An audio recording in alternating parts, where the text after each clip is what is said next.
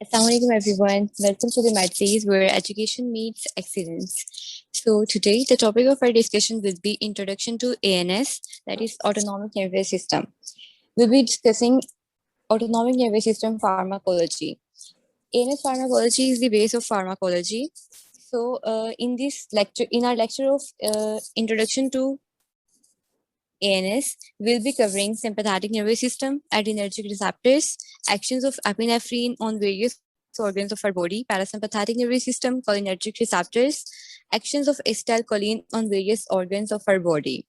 So, talking about your basic knowledge of anatomy and physiology, you people know that nervous system is divided into central nervous system and peripheral nervous system.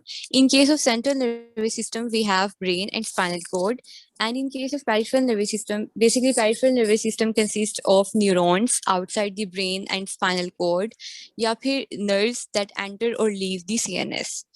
Peripheral nervous system is further subdivided into afferent division and efferent division. Talking about afferent division, तो इसको आपने A से याद रखना है, A for afferent and A for above. Basically, it provides sensory information from periphery towards the central nervous system. And talking about efferent division, तो efferent division जो है ये हमारे पास E for efferent and E for exit, ये signals वापस लेके जाती है from CNS towards the peripheral tissues. Now the efferent division जो है वो फर्दर सब डिवाइडेड है into somatic system and autonomic nervous system. तो सोमैटिक सिस्टम की अगर हम बात करें, सोमैटिक बेसिकली जो है ये हमारे वॉलेंट्री कंट्रोल में होता है. For example contractions of skeletal muscle जो है वो अंडर आती हैं somatic system. Talking about autonomic nervous system, तो ऑटोनॉमिक नर्वस सिस्टम जो है हमारे पास ये हमारे पास जो है इसके आगे फर्दर 3 डिवीजन्स होती हैं. ये देखें, ऑटोनॉमिक नर्वस सिस्टम जो है इसको आपने इस ट्राइड से याद रखना है कि ऑटोनॉमिक नर्वस सिस्टम जो है इसको हम फर्दर 3 पार्ट्स के अंदर डिवाइड करते हैं. Number 1 is parasympathetic nervous system, number 2 is sympathetic nervous system and third one is enteric nervous system. Enteric का वर्ड जहां भी आए तो एंटेरिक जो होता है वो it is related to GIT. तो enteric nervous system is present in gastrointestinal tract. तो बेसिकली जो हमने फार्माकोलॉजी में our main concern is sympathetic nervous system and parasympathetic nervous system. अच्छा जी, उसके अलावा जो हमारे पास ऑटोनॉमिक नर्वस सिस्टम है उसको आपने फिर इस ट्राइड से याद रखना है कि ऑटोनॉमिक नर्वस सिस्टम के 3 इंपॉर्टेंट पार्ट्स हैं या फिर 3 इंपॉर्टेंट पॉइंट्स हैं. दोज आर कि ऑटोनॉमिक नर्वस सिस्टम हमारा बेसिकली मोटर सिस्टम होता है dominantly, and as the name indicates it is autonomic nervous system. तो ऑटो मीन्स के ये हमारे वॉलेंट्री कंट्रोल के अंदर नहीं आता, इट इज इनवॉलेंट्री रिस्पॉन्स. ठीक है. उसके अलावा the third point is कि it innervates all the structures in the body except neuromuscular junctions. Neuromuscular junctions जो है वो हमारे पास innervate होती हैं by somatic system, not autonomic nervous system. उसके बाद फिर आपने इसकी सप्लाईज को भी इसी ट्राइड से याद रखना है कि it supplies all the smooth muscles in the body, it supplies all the glandular structures in the body, and it also supplies the myocardium. Now, coming towards the sympathetic nervous system and parasympathetic nervous system, we'll be discussing some important differences between these two.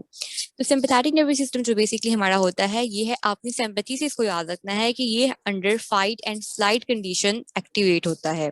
और parasympathetic nervous system जो है ये हमारा rest and digestive system होता है, यानी कि normal physiologically activities जो होती हैं body की तब ये parasympathetic nervous system activate होता है. उसके अलावा sympathetic nervous system because under fight and flight condition या फिर अंडर स्ट्रेसफुल कंडीशन एक्टिवेट होता है, तो इन दिस कंडीशन हमारे पास एनर्जी जो है वो यूटिलाइज होती है. While in case of parasympathetic nervous system तो energy remains conserved as it deals with the normal physiological system of the body. उसके अलावा अगर हम हायर सेंटर की बात करें तो both the systems are controlled by hypothalamus but by different parts of hypothalamus. ठीक है. तो इसमें हमारे पास ये होता है कि जो हमारे पास सिंपैथेटिक नर्वस सिस्टम है उसमें ये जो पार्ट है ना, that is posterolateral part of hypothalamus. It controls sympathetic nervous system. While talking about parasympathetic nervous system, the anteromedial part of hypothalamus controls this part of parasympathetic nervous system. So, उसके अलावा अगर हम बात करें तो sympathetic nervous system जो है ये थोरैको लंबर आउटफ्लो है. और talking about parasympathetic nervous system तो ये क्रेनियो सैक्रल आउटफ्लो है. मतलब जो स्पाइनल कॉर्ड के डिफरेंट सेगमेंट्स होते हैं, सर्वाइकल, थोरैसिक, पेल्विक, लंबर, उन सेगमेंट्स की अगर हम बात करें तो जो थोरैको लंबर सेगमेंट होता है वहां से फाइबर्स जो निकलते हैं वो सप्लाई करते हैं सिंपैथेटिक नर्वस सिस्टम को। और अगर हम बात करें पैरासिम्पैथेटिक नर्वस सिस्टम की तो ये क्रेनियो सेक्रल आउटफ्लो होता है, यानी कि जो क्रेनियल सेगमेंट से और सैक्रल सेगमेंट से जो फाइबर्स निकलते हैं वो सप्लाई करते हैं जाकर पैरासिम्पैथेटिक नर्वस सिस्टम को। उसके बाद अगर हम सिंपैथेटिक नर्वस सिस्टम की बात करें तो it is diffused system, and talking about parasympathetic nervous system तो इट इज डिस्क्रीट सिस्टम। अच्छा जी, अब इससे क्या मतलब है? इसका मतलब ये है, डिफ्यूज्ड क्या होता है? डिफ्यूज इज बेसिकली कि जब भी there is any stressful condition, psychological stress और any kind of stress is there, तो उसमें ये होगा हमारे पास कि जहां जहां भी सिंपैथेटिक सप्लाई है थ्रू आउट द बॉडी वो सारी की सारी एक्टिवेट हो जाएगी। Like for example in case of stress हमारे हार्ट रेट बढ़ जाता है, respiratory rate is being increased. उसके अलावा जहां जहां भी सिंपैथेटिक सप्लाई है वो सारा का सारा स्टिमुलेट हो जाएगा at the same time. But in case of parasympathetic nervous system, because parasympathetic nervous system is discrete system, तो इसमें क्या होता है ऐसा, because it deals with the normal physiological conditions of the body, तो ऐसा नहीं होता कि at a time he lacrimation भी हो रही हो, defecation भी हो रही हो and digestion भी हो रही हो, ऐसा नहीं होता नॉर्मली। तो parasympathetic nervous system discrete system है, यानी कि जिस वक्त जिस चीज की जरूरत है, फॉर एग्जांपल कि अभी आपने खाना खाया है तो उसके बाद डाइजेशन की जरूरत है, तो उस वक्त जस्ट डाइजेशन हो रही होगी, नॉट लैक्रिमेशन और स्वेटिंग, ये सारा कुछ उसी वक्त स्टार्ट नहीं हो जाता। ठीक है, तो दैट मीन्स कि पैरासिम्पैथेटिक नर्वस सिस्टम जो है वो डिस्क्रीट सिस्टम होता है।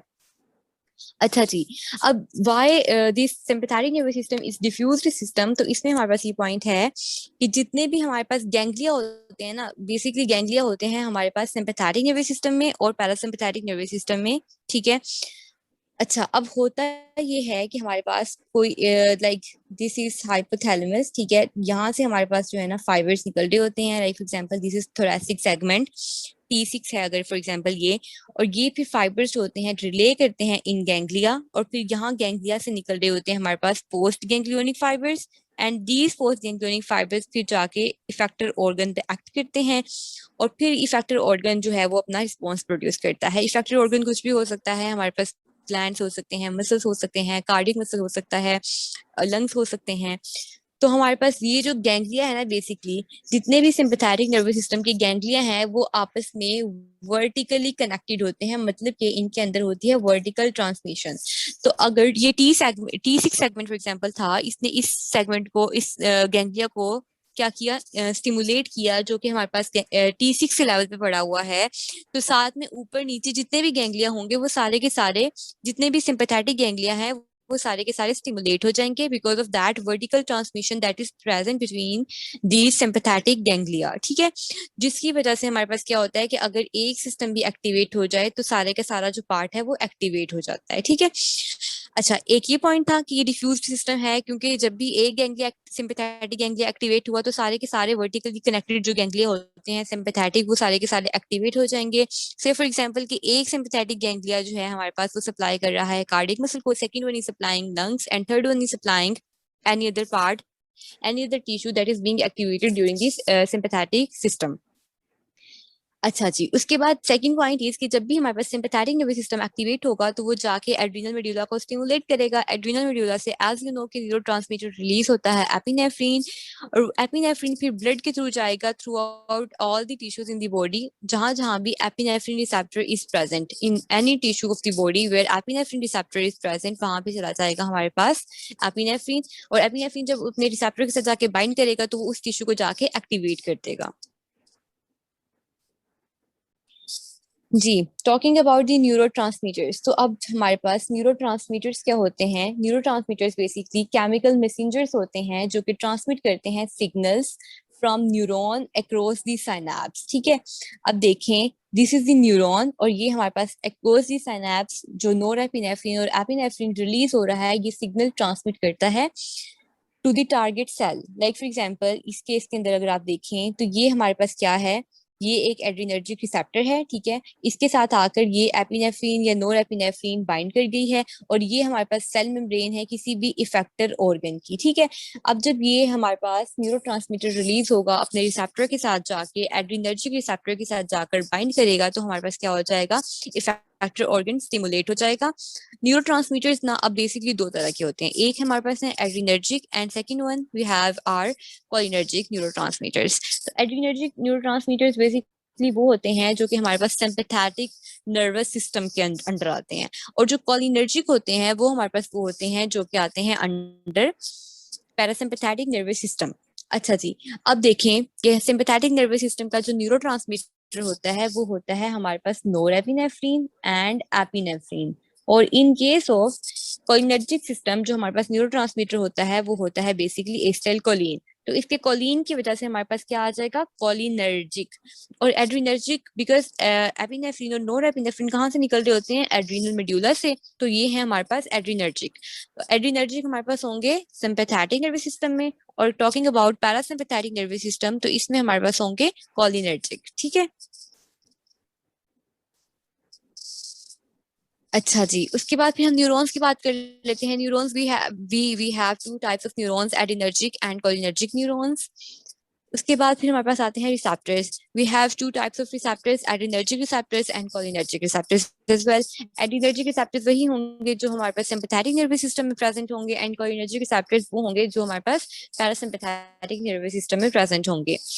उसके बाद हमने एड्रीनर्जिक रिसेप्टर्स की अगर हम बात करें तो एड्रीनर्जिक रिसेप्टर्स जो है ना बेसिकली इनको हम टू कैटेगरीज में फर्दर डिवाइड करते हैं, alpha receptors and beta receptors. तो अल्फा रिसेप्टर्स की अगर हम बात करें, अल्फा रिसेप्टर्स हमारे पास होते हैं further alpha 1 adrenergic receptor and alpha 2 adrenergic receptors, and beta receptors जो हमारे पास होते हैं वो फिर हमारे पास further beta 1 adrenergic receptors, beta 2 adrenergic receptors and beta 3 adrenergic receptors होते हैं। एंड देन बेसिकली जब भी सिंपैथेटिक एक्टिविटी होती है बॉडी के अंदर तो नोरेपिनेफ्रिन और एपिनेफ्रिन रिलीज होता है। अब ये जो नोरेपिनेफ्रिन और एपिनेफ्रिन है, these are the neurotransmitters of sympathetic nervous system, यानी कि these are the adrenergic neurotransmitters. अब हमारी बॉडी में there are two types of tissues. एक तो हमारे पास होते हैं tissues that help during stressful condition, and second ones are tissues that do not help during the stressful condition. अब हमारे पास ये जो नोरेपिनेफ्रिन और एपिनेफ्रिन है, इनका काम क्या होता है कि वो टिश्यूज जो कि हमें स्ट्रेसफुल कंडीशन के अंदर हेल्प आउट करते हैं उनको जाके स्टिमुलेट करती है, और ये नोरेपिनेफ्रिन और एपिनेफ्रिन उन टिश्यूज को जाके इनहिबिट करती है that do not help during stressful condition. तो there is a rule basically कि जो जो टिश्यू हेल्प करता है ड्यूरिंग स्ट्रेसफुल कंडीशन वहां पे अल्फा 1 एड्रीनर्जिक रिसेप्टर प्रेजेंट होना चाहिए। But there is an exception कि there are some tissues that help during stressful conditions, but they do not have alpha 1 adrenergic receptor. Instead, they have beta 1 adrenergic receptor. ठीक है, अच्छा अब ये कौन कौन से exceptions हैं? We have three exceptions basically. Number one is heart. Number two is juxtaglomerular apparatus that is present in the kidneys. And the third one is lipocytes. यहाँ पे instead of alpha 1 adrenergic receptors we have beta 1 adrenergic receptor. उसके बाद फिर हम बात करते हैं वो वाले tissues that do not help during stressful condition.